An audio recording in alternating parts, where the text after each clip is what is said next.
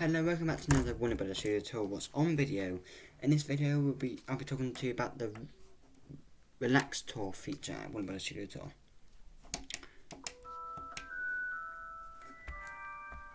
We're excited to announce that our next Relax Tour offering an adapted experience for visitors with autism and related conditions will be returning in 2026 from 8 AM on the following dates: Saturday 6th of June, Sunday 27th of September, and Saturday 5th of December 2026. Our Relax Tour allows fans to experience the studio tour with reduced visitor numbers, changes to lighting and quieter sound levels throughout. The car park and studio tour doors will open at 7:30 AM and the experience will be adapted until 10 AM when it will return to its normal state. Relax Studio Tour visitors are welcome to stay past 10 AM and continue to enjoy their day. However, please be aware that our standard operation will have resumed from this time, so areas may be busier and louder.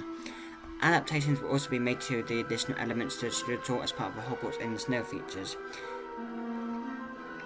All tickets are available to purchase at their standard entrance rate, subject. If you wish to receive updates regarding future Relax Tours, please sign up to the newsletter. Thank you.